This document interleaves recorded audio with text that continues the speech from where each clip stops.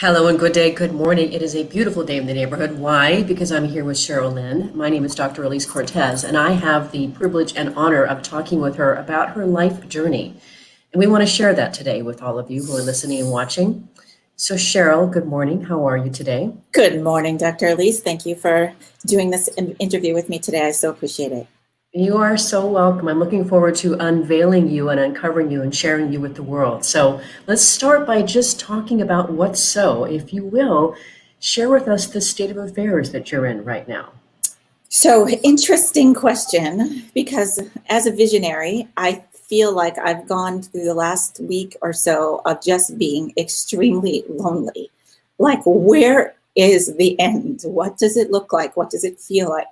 And I always feel really tapped in, like I get it. Like I know it takes time and it's a roller coaster, but sometimes you're just not up to speed. And so the rejection lately, it has been immense, and I don't get where it's coming from. I don't know, maybe if I'm not asking the right questions, but it's a weird time. And COVID-19, I mean, I think it's part of it. I think we're all kind of in a funk because of it, but the sun is shining. Like I've been here before. Like I totally get this, and I get that we have to get through the tunnel, but I'm stuck, to be honest. I appreciate you being honest and real and authentic. That is what makes us all interesting as human beings, when we let the world really into our souls and our person. So thank you for being real, and I can appreciate where you're coming from. I share many of the same sentiments as well. And I feel like the pandemic is really, it's challenging us to our soul. And on the other side of that is, I think, a bigger rainbow. But it takes an awful lot of crawling through the rain to get there to that rainbow. So I'm with you, sister. Exactly.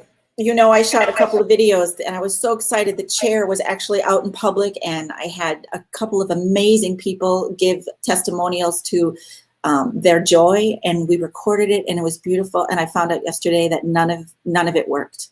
And so we have to go back to the drawing board. And even now, as I speak it out loud, because you're my friend and we're having this conversation, it's for a reason. Like something didn't work that day, right?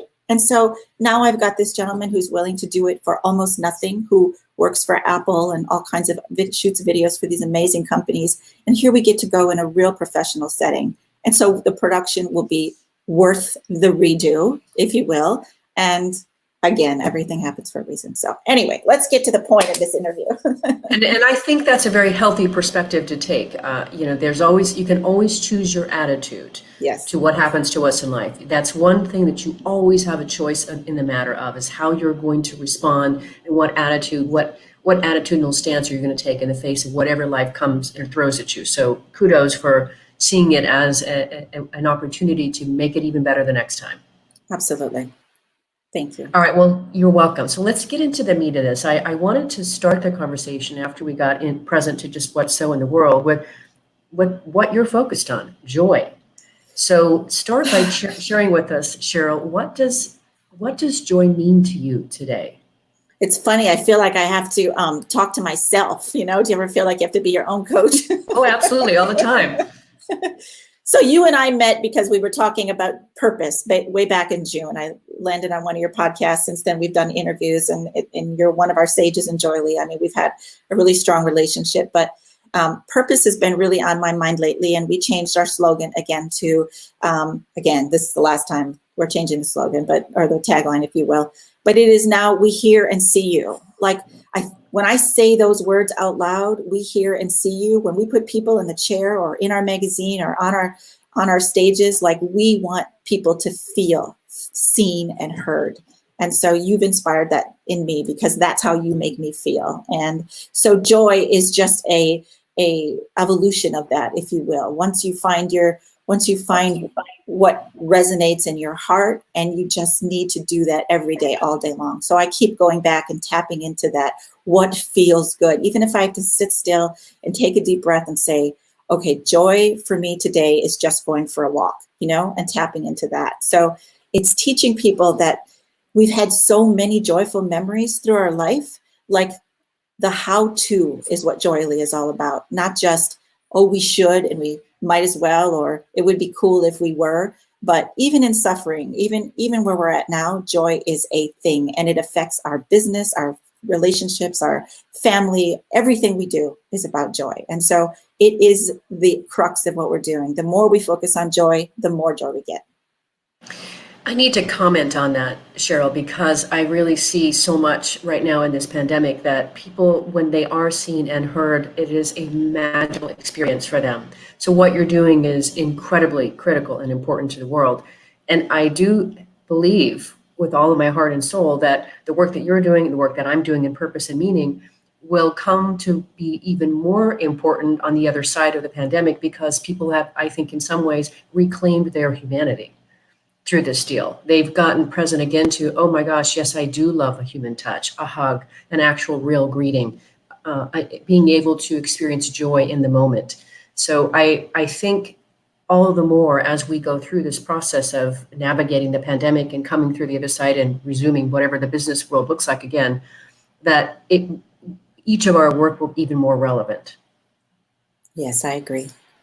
Thank you. Oh, you're welcome. So one of the things that I've come to see in the work that I do, Sheryl, is that when people come to a place in life and they're doing whatever work that they're doing, whether they consider it to be their purpose or not, they've come to do it really through a means of navigating the life that they've navigated it. And so that the navigation of that life becomes their lens. And in many ways, the way that lens actually functions as a superpower. A superpower to be able to see unique opportunities and experiences through only the lens that you can see because of the experiences that you've had. And I know that you've had several experiences growing up in your life that have contributed and cultivated the necessity and the interest in joy. So will you say a little bit about your early upbringing that maybe has presenced or maybe is the precipice point of where joy started for you? Sure. I feel like, well, I always like, when I was just interviewed on another podcast, I said I spent the first 30 years of my life talking about my pain and suffering, and then the next 20 years not talking about it. And so now I'm back to the place of talking about it again, because I think it's important. So what happened to me was when I was 8 years old, my brother yelled out my name. I was playing in my sandbox, having a lovely morning all by myself. And when he said, "Hey, Sheryl," I turned and looked, and a hardball, a baseball, hit me square in the nose. And so it disfigured me for the next 30 years of my life. I was unchecked that morning at the hospital. They were concerned about blood everywhere more than my pain and healing, I guess. And so it just left me troubled. It left me hiding. It made me feel I just became invisible. And so, we all have that broken story. And so what I've learned all through these many, many years, even after the rhinoplasty, so my nose is now fixed, so it's not like this anymore, is that it'll never go away. Like, I just did some brain spotting techniques in the last month, and the damn freaking nose break came up again. Like, it has to do with feeling my own self-worth and deserving what all the great things that are coming my way. And so I finally am just at a place where, all right, it is what it is, and I can just understand that it's there, and I just keep moving through and addressing it when it needs addressing, especially when I get stuck. I make an appointment and I talk about it. So that's what I encourage people to do is not ignore it. I mean, it's here, it's what it is, it's what made us who we are, just like you said at the beginning of this. So embrace it. You don't have a choice. Yes, and I'm going to say more about this as we go on. So I'm going to reserve the comment for until we get a little bit further in the conversation. But let me ask you next. That was your early life. That happened when you were 8, and you went on and you said that you lived that for the first 38 years of your life. But tell us a little bit more about that, your early adult life, and when you set off to college. I know there's a few things along that path that were pretty pertinent to who you are today and who you became. What are we referring to exactly? I think that. So you as you were going through your early life, once you left the house and you were going to college, you talk a lot about how you really navigated through a lot of fear. You had few relationships. You kind of kept yourself walled off and stayed hidden and invisible. Exactly. Say more about that time. Yeah. So I just remember before 8 years old and after, that was kind of my life. Like, I remember happy-go-lucky, like I was funny. And then after that, I was, I attracted a relationship that ended up to produce 3 beautiful children, but it ended, horrifically. And so, I just was in a place that was pain, and all the choices, we are our summation of our choices. And so, I was, broke and confused, and I was always searching and running and looking for answers. And so one thing led to another. And, I tried my very best to always find the thread of joy in all the things I was doing, especially as I was raising my children. I hear when you talk about that time of your life, Sheryl, I am very present, and there's a palpable sensation of what it was like to go through that chasm, what it was like to go through that I don't want to call it a tunnel, but that time of your life. I'm present to just what it took for you to navigate through that. And I just want to acknowledge that. Thank you. Thank you. I mean, I feel like you look back and you have regret, and you're like, oh, if I would have done this or should have done that. But, there was so much dysfunction and so much, there was alcoholism and so much screaming and yelling. And it's something that is ingrained in your DNA. Like it's what I knew. That was my life. And so I didn't really understand what healthy was until my current husband came along and sort of swooped me out of that, but we'll get to that in a minute. That's amazing. What a gift. I thank him now in advance. Yes. The next thing I want to talk about, since we've just now passed Mother's Day, and right, I want to talk about your 3 daughters and what they mean to you and their place in your life in terms of how you presence joy. Yeah. Well, I have 3 daughters. They're 32, 26, and 24. They live in all different parts of the United States, and they all have grown up to be solid, strong, amazing humans. I even have one granddaughter who's now 3. So, like I said, you are a sexy grandmother, my dear. That is fantastic. Sexy. I try. She calls me Lolly. So Lolly, I love it. Mike is Pop and I'm Lolly, so we're Lolly and Pop. So I just couldn't bring myself to be grandma and grandpa just yet. So I'm with you. But anyway, the girls were just, they were my rock. Even though I lost them, and they have some issues with abandonment based on the fact that I was running and searching and looking for a way out of my marriage. So yeah, that's a very troubling time. I left them with my ex-husband. So anyway, we had to wait for that process to unfold for 3 years until I got a call one day when I was in a very quiet place, looking up at the moon. And I kind of just released the fact that I may never get my kids back again. And when I released that moment, or that evening, I went to bed and just laid my head on my pillow. And then I'm very emotional today. It's okay. And I woke up the next day with a knock on the door saying, "Come get the kids." Wow, the next day. The next day. So it was 3 years of hell, but yeah, we still are continuing to unfold that mess again. But we have I have good relationships with all of them now. So I'm going to presence now what I brought up before. So one of the things that I'm so aware of with you on your journey, Sheryl, is that I don't think that you could be doing the work today in joy if you hadn't gone through all of these really difficult, challenging experiences. I don't think you would be able to presence joy the way that you do had you not gone through all of that. What do you think? I mean, I'm wondering about my joyfulness right now, but I know it's in there someplace. No, it's there. Like I wake up and it's a beautiful day and I go for a walk and I feel solid. I feel healthy. I feel good.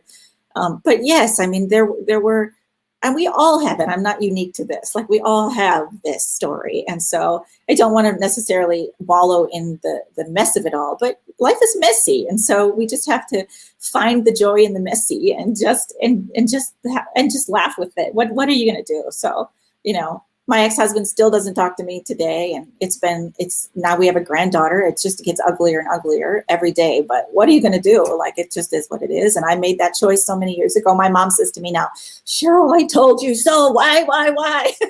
But I got 3 girls. Told you so what? Don't get married. Don't get married to this. Don't get married To Don't get anyone, mad. this man or any This, man? my children's father.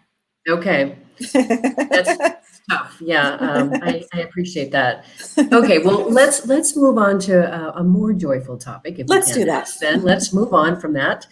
I loved when you shared with me the years in your life in your 30s when you sold real estate and you also ran that precious bar and grill to you. It's just, it lights you up. When you talk about it, you radiate sunshine.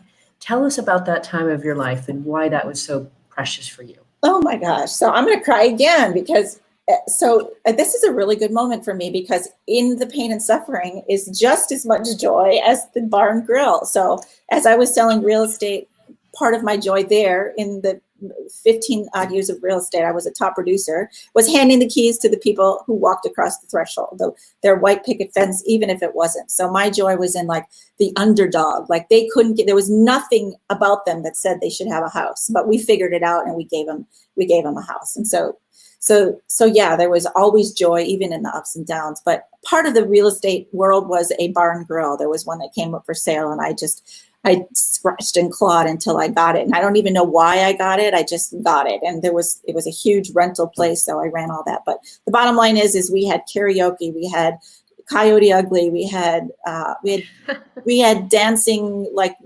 nobody's business. And so it was there that I really sensed that when I grabbed somebody to get them off the bar stool and their face went from this to what is happening to me right now, like I could just feel what that tap, that touch, whatever that was happening created in them. And I did it night after night after night for 3 years. And we made so many friends and so much joy and so much laughter. And why am I crying about this? But it was a time of my life where, where everything was real, like it was solid and it was just living. It wasn't about money. It was just about producing, not producing, but raising my girls and having a joyful life. And it was a very exciting time. Yes, and as I have shared with you in other conversations about that, having also grown up in the restaurant business, I know that feeling of being able to convene people, one over food, and now you add music and dancing. I'm in, right? Yeah. Totally in for that. I appreciate the joyfulness that must have come in that time of your life. And why would you get moved to tears? Because when we experience that, we connect with that part of our lives, it moves us, right? Yeah. And that becomes, that oftentimes is something that produces tears in us. Yes, it was bittersweet, for sure, because, as ebb and flow, there goes, my time of trying to be a single mom and the ex was still in the picture and, trying to push through all of that. But anyway, I found the thread and I just focused on it like nobody's business. And I think that is, again, part of your superpower. I think that's part of it. So part of what was happening in that part of your life too, that's a critical part of your journey and who you have become, is you got rhinoplasty surgery about that time. Mm-hmm. So tell us, how did that factor in? How did you know that was an option? How did you end up selecting, your surgeon? How did that all come about? Well, I finally figured out how to make money on my own and save money. And so I was proud that I could do that, even with 3 kids. And, I put some savings together and I just made an appointment and said, I just can't look in the mirror at this anymore. Like, who I see in the mirror wasn't who I felt inside. And so I wanted to be proud when someone took my picture. And I couldn't look back at my 4th and 5th and 6th grade pictures anymore without going, this can't be anymore. I have to fix it. And so it was just an afternoon of pain and a couple of weeks of healing. And the interesting part that I took forever to process was the day that I had big black eyes and big bandages over my nose. My brother walked into the room and laughed. Oh, nice. The brother who broke my nose. And so it was super painful at the time, but I've since forgiven him because through my processing and therapy, I realized that he felt so awful and the laughter was just his own pain he didn't know how else to address what had happened to me. So anyway, we're buds now. Let's talk about that. That's really, really powerful what you just did there. So to be able to recognize when somebody else registers an emotion, in his case, he laughed. So you may mistake that for he's laughing at you or he's thinking something is funny. And I really appreciate and applaud what you just did by being able to recognize and not individualize or impose your feelings on his, but rather to honor his and recognize and respect and appreciate just what he went through, knowing that he did that to you. And that is so powerful, Sheryl. It wasn't instant, but yes, I did write him a letter later on and tell him that my nose was healed and we're good and I forgive him and he didn't have to carry that with him anymore. So yeah, it's interesting how these childhood tragedies, nothing on purpose, I'm sure, turns into a lifetime of chaos, craziness. Mm-hmm. Well, and having to navigate through them. I mean, some people, look at people who maybe are born with, maybe they can't walk or they can't see or whatever. I mean, and so that is a lifetime of dealing with that particular condition. And in many ways, you did too. And I would say that probably that part of your life will never entirely leave you. It will just continue to inform your choices and your decision to experience joy. Exactly. So one of the things that as a person, I'm a love therapist, so that means that I embrace Viktor Frankl's notion of that the ultimate force in life is to discover meaning. It's the thing that motivates us the most. And life has a way of serving up all kinds of things along the way that we can choose how we're going to respond to, as we talked about before. And one of them that's happened for about 52% of us is divorce. That's happened for you. It's happened for me. And I think it's important to visit in this conversation how your experience of divorce has contributed to who you are and what you had to go through. And on the other side of that, how would you say it manifests in joy for you? Yeah, I try not to give too much attention to that time of to that relationship, I guess, because basically what it taught me was I didn't know what healthy was, and I knew I needed to learn what it was. And so the transition from Mike, from that to my current husband, Mike, was that. Like when I met Mike, he was my punching bag. Like I didn't know that we could have a healthy conversation without yelling and screaming. And he would just look at me like, "What are you doing? Where did this come from?" And somehow or another, he let me figure it out. And it took a while, but yes, eventually the husband, the divorce part was just learning for me what was unhealthy versus what was healthy. Like all the men in my life, my dad and everyone, it's like, what does it look like? What does it feel like? What does it sound like? And so, yeah, so there was that. I think that's really all I really want to say about divorce. Again, what I appreciate about that is it's amazing what we can learn in life, right? So like you said, you didn't know you could have a healthy relationship, that it could exist without yelling and screaming. What I want to also celebrate and extol to our listeners and viewers is that we really never can stop learning. We can always become more, we can always become stronger, we can become bigger versions of ourselves, just as you continue to do as well. And I want to celebrate that you have been able to recognize where you came from and where you are today. And there's a distinction, there's a difference. Yeah, it was a big part of the journey. At the same time I met Mike, I started an organization called Women's Celebrations. And now that I look back at it, it was also much like the bar, where I brought women on stages. I had, 7 cities going. I had all these women, being featured, and it was the beginning of Joyely, really, but it was also the beginning of my healing. Like I started listening, like, oh, that's what you say when you have something exciting and passionate to share. That's what that looks like. Not everything had to be about pain and suffering and running and trying to hide. So it was a process, but it was cool, and we got there. Well, I would expect it's a process. If it happened overnight or fairly easily, I wouldn't trust that, right? Something's wrong with that. Yes. It's not that you need to have a couple of black eyes to get through something like that, but I think most of the time it is merited. So Mike, you met him, that's your current husband, when you met him when you were 39 years old. Yes. And how did you meet? So while I was running the bar and grill, these two amazing gentlemen came in my bar, and they said, whatever you're doing, I want to be part of it. And they were running a coffee company. And so they sort of enticed me to come into the food and beverage business, of which Mike was in. And so my first journey out of my small town in Wisconsin was to go to Chicago, where did they send me first? San Francisco. And Mike and I were both there at the convention. So long story short about Mike, he was walking down the hall, and he was looking for my coffee company because he had said he'd received samples in the mail. So he's coming to check it out and see about brokering my company.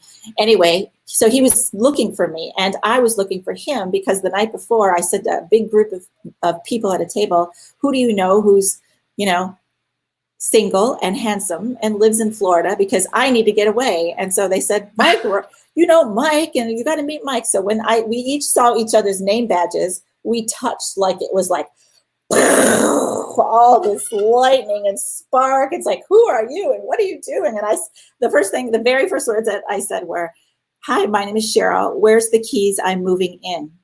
And he said, wow, that's quite an introduction. I thought they told him, and that's why he was walking down the aisle to meet me, but that's not why he was. And so anyway, we went on a date that night, and here we are. That's amazing. That's a beautiful story. Yeah. And does lead me to the next question I wanted to ask. And you mentioned you were in Wisconsin, you wanted to get to Florida. You've moved quite a bit. There's been a lot of movement for you in different cities and such. Tell us about, where does that come from? Is that a stirring? What is that?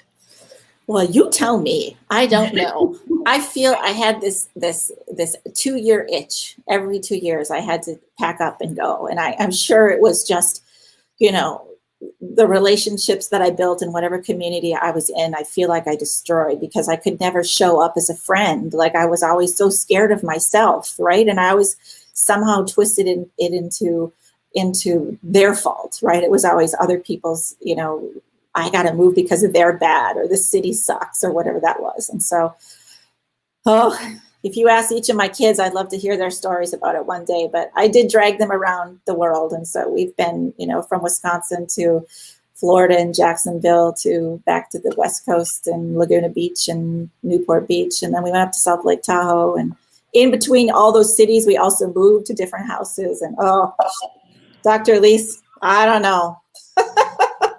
It's been an adventure. I must say that that the stories the kids tell now are so delightful. Like, what was our address, or what was happening? Where were we living when that was happening? And so we always have to kind of connect the dots. So it was an interesting time, but it was also exhausting, and it was for a reason. To this day, I learned a lot. I do suspect that you were probably literally physically trying to work through some things in yourself and your life, which makes complete sense. I understand that entirely, and that movement is. And you think about what that was doing for you too when you were in the restaurant business. I have to share that with you. There's a physicality to working in a bar and grill. Yes. And I have come to realize that I need it, which is a part of the reason that I speak for a living. Because I need the physicality of being on stage, of being with an audience, and in front of an audience and working with them. So there's something about that physicality that I know that I need. And I suspect that your movement, as you literally moved yourself from place to place, you were looking for something. There was a stimulation in that. There was change in that. There was a stirring in that I think you needed to be able to get to where you are today. That's really interesting. No one's really quite said it like that before, but I totally concur. Like I naturally just need to move. Like every day there has to be a walk or a run or a bike. I mean, I'm just crazed about that movement. So interesting. I wish I could have just walked on the beach instead of, picking up every suitcase in my house and packing it again. And yes, and what you would have missed in your learnings if you had. That is true. That is true. Well, so speaking of movement, one of the amazing things about you that I find just extraordinary is that at age 54, you literally walked across the country. So April 1st to September 30th, Key West to San Francisco, 1,800 miles. I mean, just wow. Let's say wow. Why? What happened? What made you decide to do this? and tell us a little bit about what it was like and what you learned. Oh, these are good memories, I tell you, Dr. Alise. Just, I think the walk across the country was, well, first of all, it was against everyone in my circle who basically said, you're crazy, don't do this, and for many, many good reasons. But I was hell bent on having to figure this out, and I think it was just all the years of movement and compilation of all the pain. It's just like I was showing up in the world and focusing on things that became more world crises instead of my own crisis. Like I felt like there was a transition between just focusing on me to going, wait a minute, I'm not the only one. The whole world is upside down. And the more I could, so what happened was my big pivot was the Parkland shooting, when 17 people died and 17 people were injured. And there were many things before that. Like I remember Rodney King and that whole LA riot, all the thousands of people that lost their lives, and Oklahoma bombing. And just, I remember like those things just stacking on top of them, one right after another, and I just couldn't ignore any of it anymore. So I just told everybody, I said, I got to go for a walk. I don't know what I need. Obviously moving wasn't fixing it anymore. I was in South Lake Tahoe at the time. And Mike's like, what? I support you. Okay, Sheryl, whatever you need to do. He's always been 100% behind me. And so I packed up a stroller, Mr. Bob, or Bob it was called. I pushed Bob from the tip of Key West all the way to Tennessee. And then I got my van after that. And me and Bob sort of, I got a couple of small crew. And so I was able to do more miles. But basically, I just wanted to get out of the rut, I think, and get into what else happens when you don't pay attention to the news, and when you start looking in people's eyes, and when people see you on the road pushing a stroller and they think you're homeless. Like, what does that feel like? I mean, there was just nutso things. I was walking across the Key West Bridge, which was the last of 114 bridges or whatever it was, to get over to Miami. And I started at 4:30 p.m. because my feet were so swollen and it was so hot that I wanted to do it in the evening. A 7-mile bridge. I couldn't do that. Most days I can do 7 miles in 2.5 hours or 3 hours, right?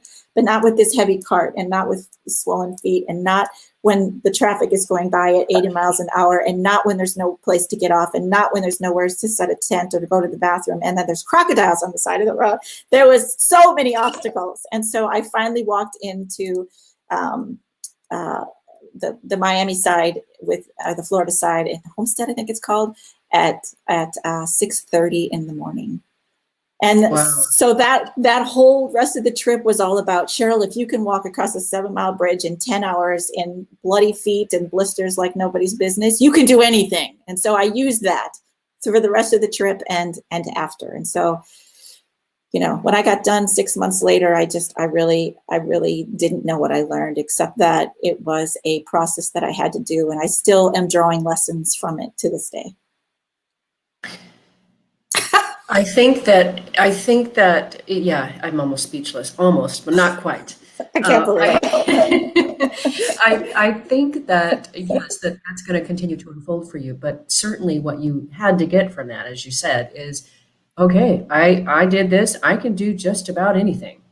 I got this. And that is incredibly useful, Sheryl. And the fact that you did that, what I know about human beings, because of the work that I do in meaning, purpose, and motivation, is that for you to get to the place where you even set out to do this 6-month journey, there had to be something in you. I mean, you mentioned all the pain, right? So being able, and this is again why I think you are so uniquely able to presence joy the way that you are, because I think you are a very, very, very highly sensitive person when it comes to sensitivity. So you have a sensitivity intelligence that's off the chart. And that's why you react to these kinds of events like Parkland and the Rodney King the way that you did. You take that on in a way that most of us can't perceive. We can't catch it the way that you do. Yeah, and I think that's the other side of that sensitivity and that intelligence, is this ability, this unique ability to presence joy for yourself and with and for others? It's just become a priority. Like, I don't know how people live without paying attention to that, like I said before, that thread of joy all day long. Like, that's all there is. Like, even though I'm up and down and emotional today, it's still joyful for me. I can feel the movement, right? And in that movement is joy. And so, gosh, where is that in people's hearts? Like, let's see it, let's hear it, let's feel it, let's talk about it, let's focus on it, right? Well, absolutely, and that maps over to my work, Sheryl. In that, when I'm out speaking to audiences, and I talk about the three levers of how we presence and discover meaning. One of them is what we give of ourselves to the world, which is passion, and that's what you're doing. And when I ask audiences, "What are you passionate about?" Do you know what the number one response is that I get? I don't know. That's exactly right. I don't know. And there's this lost look of I don't know what I'm passionate about. And I'm like, no, no, no, no, no, no, no. One fresh life, we will find what you're passionate about. Let's just get to work on that. So I do think that a lot of what you've been doing for yourself, and now you're helping other people do, is you're helping them get present to their joy, which is kind of what I'm doing with the passion, purpose, and inspiration. So, and I think it's sorely needed. They're very aligned, Dr. Alise. We're doing really the same thing. It really has different names. And that's why we work so well together, because we show up every day going, all right. I heard you the other day when you were outside talking to the mailman. You're like, hello, thank you, how are you? Or what can I do for you? Or whatever you said, remember? And it's that simple, right? It really is that simple. It really is that simple. In fact, when I'm out, one of the things out and about, even with the pandemic, when I'm in the grocery store, I always go looking for someone that I can acknowledge. I love to tell a woman she's beautiful, because invariably she gets bigger and right before my very eyes, and she's generally blown back and says thank you. Yes. And I love to tell a man that he has great shoes or a great tie, and it has the same effect. And it's so simple. Yeah, it's so simple. So yes. And I'm sure that resonates. That feeling of what you did was partly 50-50, right? Wasn't it in part for you and in part for them? Like, oh, it's absolutely, it's for me. It's for me. I do it because I need to do it. It's an expression of who I am. Yes. And in the process of giving that, what happens is I get juice and energy from the process of giving it. And then whatever the response back is, gives me what's now in return inspiration. It breathes life into me. That is so yes, it's a reinforcing mechanism. Yes, and it works every time. Yes. Only once have I had a woman, when I told her she was beautiful, she said, "Yes, I am." Only once. Everybody else has said, "Wow, thank you so much." Yeah, I noted. That's a beautiful response. That's good. That's so good. Yeah. So speaking of moving, still, there's quite an interesting recurring theme in your life, Sheryl, about moving and I mean movement per se. You and I happened to cross paths when you were driving from Michigan to Portland last summer at age 55. And that's how you ended up finding my radio show podcast. Somehow I think you'd done a search for a passion or purpose or something, and you found my show, Working on Purpose. And you listened to it. And that is really how you and I came together. So say a little bit more about that experience of why you were driving, what was going on in your mind, why were you looking for passion and purpose? Right. So that was right after the walk across America, and I remember settling back into my life and doing all the things that I do and helping our company, Burst Management, our family business and the CPG business, just sell products and be a grandma. And then the damn news came back on again, and I got so angsty again. It's like, I can't live this thing. There's got to be something else. And so when I was driving to Oregon to see my daughter Bailey, there you were, and I just was blown away by, what was the gentleman's name again? Millerick Mitchell. Yep, blown away by you, and you're in his conversation about passion and purpose. And everything was intriguing, but the sentence he said was, just get to it. And so I was like, all right, I'm getting to it, because Mellerick said. And so I called you, and I told you about this thing that I had going on in my head, which was to be on stage, to be a share in it's always been a vision of red in my life. Like, was I on stage carrying a boa? I had dreams of, dancing in the real estate houses with my flapper, red dress and red gloves when I did my sign language. I was a sign language interpreter for a little while in there. And so I just packed up and went to Michigan or to Las Vegas from Michigan. I told Mike, I said, I'm going to go figure out if we want to live there.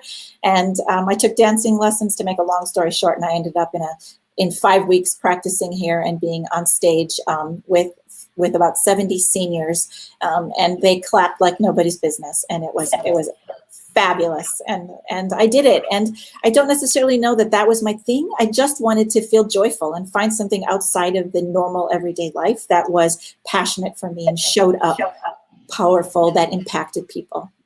Mm-hmm, mm-hmm. Did I answer your question?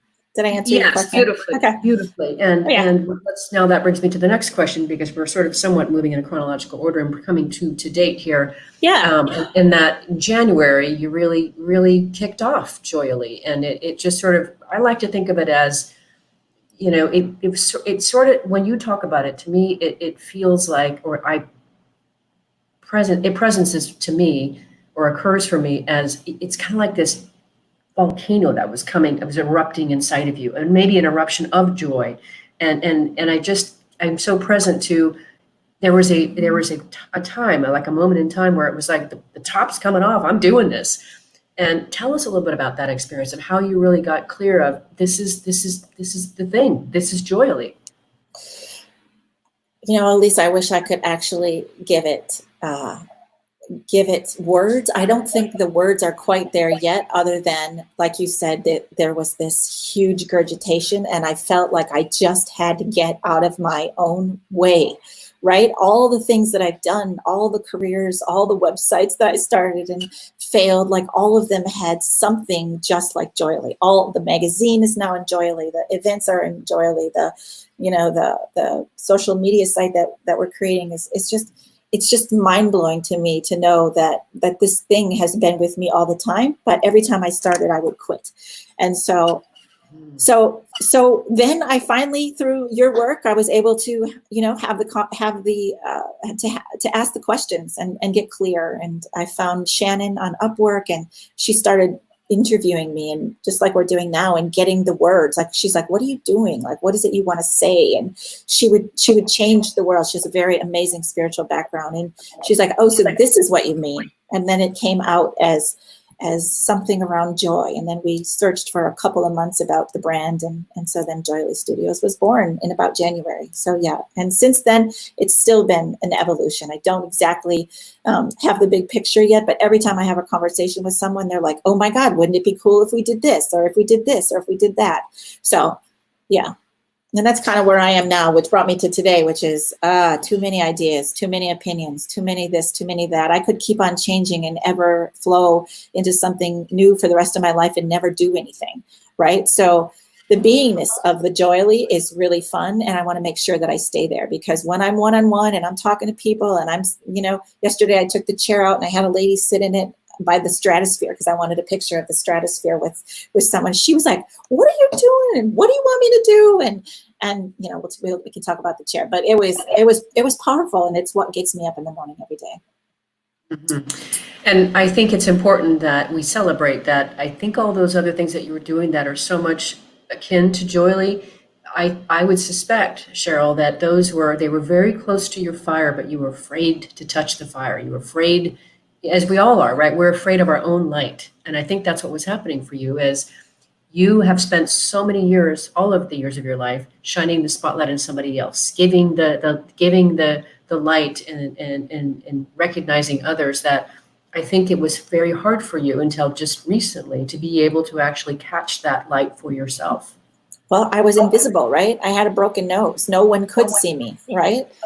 So yeah, the spotlight, in that it's still shining on other people, it's also very much on me. Like, people want to know this stuff, like what we're talking about right now. Like, how does one get from, all this mucky stuff all the way over to creating a national empire, a worldwide empire around joy? Like, who does that? Right. And I'm Sheryl saying, does that. I don't know that I'm doing that, but I know that it is moving through me, and I am definitely getting out of my own way this time, because it's not about me. Like, I want to move over so that I can, go on my hikes and my walks and play just like everybody else is doing. Like, that's what brings me joy and passion. So I'm excited now. You darn well should be, as we like to say here in Texas. So, I also want to recognize and celebrate too that this has taken courage. It is not for the faint of heart to live your dream, live your purpose. It takes some real fortitude to do this, and so I want to celebrate your courage. Where did it come from? How did you summon it? You gave it to me.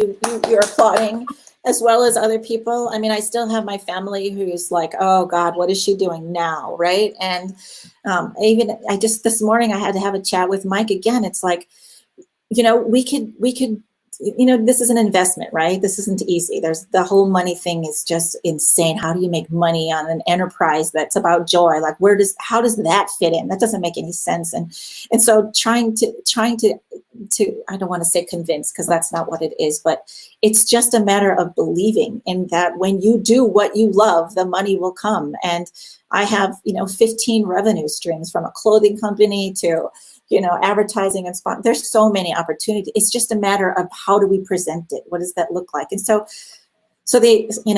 I have to set Mike down again and say, the more you get on board, the faster this is going to be. The more I feel this pull down and back in the crab pot, like we talked about before, the less that's going to get accomplished. So it's just a matter of continuing to focus on the big picture, right? See it as if it were done, and gently bring the people along with you, some quicker than others. Like you, man, you're like on board and always in it. I get it. And it's just when people get it, like you got to hang on. Like, I hope I don't bother you too much, but I love all our texts and our calls.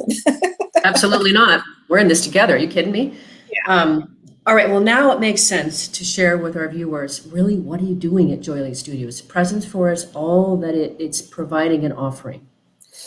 Oh gosh. I mean, again, we're still just unfolding, but the seeing and the hearing of individuals is where the focus is. Like, I think if I stay there and stay focused on that, put people in the chair, which the chair, it's not behind me today because it took a little trip yesterday.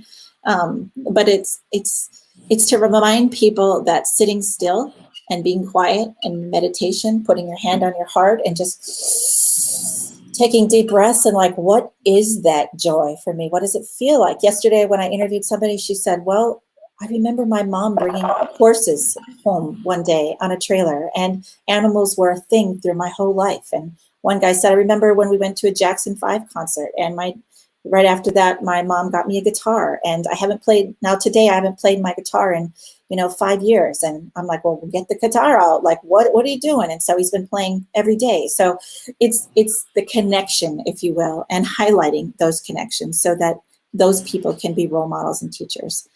So besides that, we're doing events, virtual events, live events, again, when it's back in session. And, did that answer your question? Yes. And in fact, the very first event is May 30th, right? The very first event is May 30th. And I get to be there. I'm so honored. I'm so honored. I can't even tell you what it is. So from my vantage point, to get to be with you on this journey with you is such a precious gift to me, Sheryl, because as I get to watch you continue to unfold, it is breathtaking to see a human being literally transform and grow in front of your very eyes. And that's what I've been watching in you.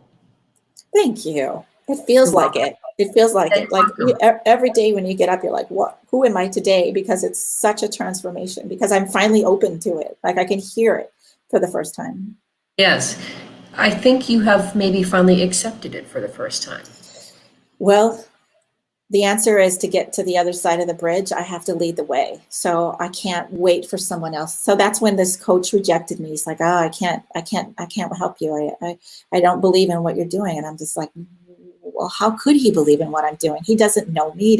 He's not lived my life. Like, I got to get to the other side of the bridge, and I need to figure out how and be that leader, because people need to follow a leader. And so I finally got that. So yes, stepping out and taking that chance, not knowing exactly what the path is very, very scary. But like I said, I got to get out of my own way. Joyly is, it's in momentum, and thank you for being on it.